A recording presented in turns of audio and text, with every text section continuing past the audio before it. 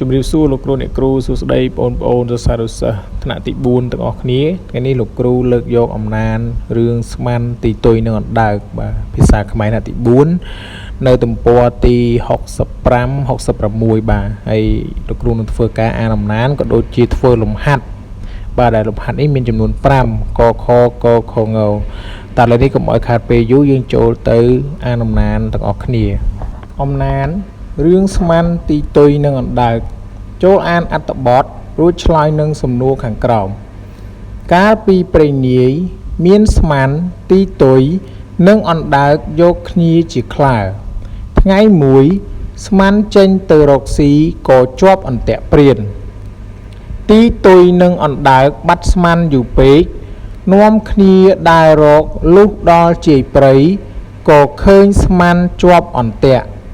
ទីទុយនិងអណ្ដើកស្ម័គ្រទទួលជួយដោះទុកមិត្តទីទុយហើរទៅពំទឹកមកស្រោចខ្សែអន្ទាក់ឲ្យទន់ឯអណ្ដើកក៏ខំខំកគេផ្ដាច់ខ្សែអន្ទាក់ទីទុយនិងអណ្ដើកព្យាយាមខំកាត់អន្ទាក់ទៅបានពីធ្លុងក៏ជួនជាព្រានព្រៃមកសត្វទាំងពីរប្រាប់ស្មានថាព្រានមកចិត្តដល់ហើយឲ្យស្មានខំប្រឹងបោលកន្ត្រាក់ខ្លួនឯងព្រោះខ្សែអន្ទាក់នៅសល់តែមួយធ្លុងទីទេពេលនោះព្រានព្រៃក៏មកដល់ល្មមទីទុយនិងអណ្ដើកក៏ចូលទៅពួនក្នុងព្រៃចាំមើលដំណើរស្មានឃើញព្រានមកដល់ជិតខ្លួនស្មានស្ទុះកន្ត្រាក់ផ្ដាច់អន្ទាក់នោះបានហើយបោលចូលព្រៃបាត់ព្រាននឹកស្ដាយស្មានណាស់ក៏រត់ដេញតាមតែតាមមិនទាន់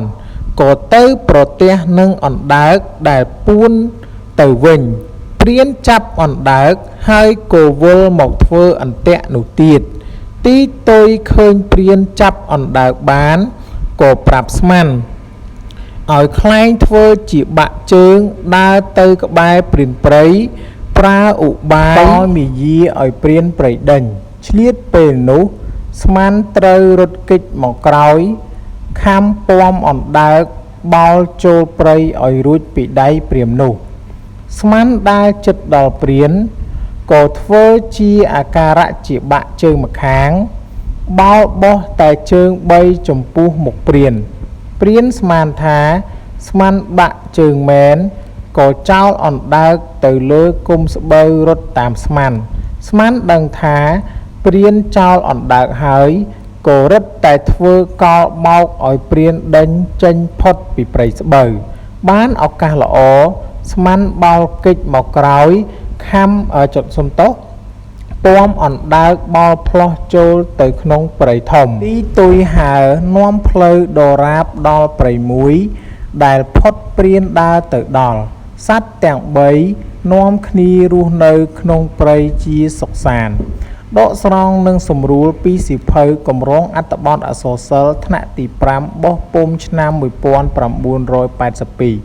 បាទសូមអរគុណលោកគ្រូអ្នកគ្រូបងប្អូនទាំងអស់គ្នាឥឡូវនេះអត្ថបទអំណានរបស់យើងគឺបានបញ្ចប់ហើយឥឡូវនេះយើងចូលទៅដល់លំហាត់របស់យើងវិញម្ដងលំហាត់កតើរឿងនេះចង់អប់រំដូចម្ដេចចូលជ្រើសរើសចម្លើយត្រឹមត្រូវមួយមិត្តល្អត្រូវគោរពសិទ្ធិគ្នាទៅវិញទៅមក2មិត្តល្អត្រូវនាំគ្នាស្វែងរកលាភ3មិត្តល្អត្រូវជួយគ្នាក្នុងគ្រាមានអាសន្នបាទអញ្ចឹងចម្លើយដែលត្រឹមត្រូវគឺចម្លើយទី3ខចូលរកន័យដូចនឹងពាក្យខ្លើប្រហាន័យដូចនឹងពាក្យខ្លើមានដូចជាមិត្តគូកនសម្លាញ់ពួកម៉ាក់ភឿនម្រ័ក្សន័យដូចនឹងពាក្យប្រហាមានដូចជាប្រឡ័យសម្លាប់ផ្ដាច់ជីវិតធ្វើគុតពិឃាតបាទឥឡូវនេះយើងចូលទៅដល់លំហាត់ករបស់យើងវិញម្ដងលំហាត់កគេឲ្យយើងចូលរកពាក្យសូរដូចនឹងពាក្យទុកគុំទុកថ្នាក់ពាក្យជានាមសេចក្តីព្រួយសេចក្តីលំបាកឧទាហរណ៍បូណាកើតទុកថ្នាក់ពាក្យជាកិរិយាសព្ទដាក់វត្ថុអ្វីមួយទីណាមួយដើម្បីឲ្យគង់នៅឬរក្សាអ្វីឲ្យគង់ឧទាហរណ៍ thì đá tục một hộp nơi lửa tọc cúm đã bị chỉ niếm bú pro trông đàm chớ rứ đồng nám xềnh xềnh ủ tí hó cùng chê cúm đã bị chỉ kê đi giá sáp bong đôi à krọ bong thưa ca biết biên kế trong chất chia bạt kế trong cùng nồng ủ tí hó cúm vi son sạc vinh cúm đã bị chỉ kê đi giá sáp chạ tắc tam ơi rồi bao bài cả đáng đài chóp nơi bạt nàng bà lời ní dương chô đó là lồng hạt khấu chốt pra bạ tiên nụ crom đầm bầy án đừng rót nấy rồi bỏ bịa priến niếm pro mánh nề sạt on tà rái niếm xịt đây vì nía đồng ná khôi pro giàu khánh kê đi giá thưa ở play chạ rụ đầm bầy tơi chỉ rụ mấy đàm bấy cùng áo kỳ squall pro prết kê đi giá thưa tám prot tệ bát tam à sấy kê đi giá bừng pẹ trầu cao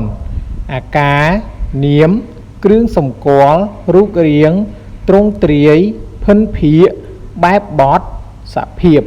bà lời ní dương châu từ lồng hạt trồng cõi cứ lồng hạt ngấu tá rương ní ban bánh chọc đôi mặt đạch chỗ chơi rơ trong lõi trâm trời mùi bà chẳng được nông trồng rơ bầy ní trong lõi để trâm tới cứ trong lõi liệt phí rương ní bánh chọc đòi áo tù óng để chết chui khía ban tổ túl chột chảy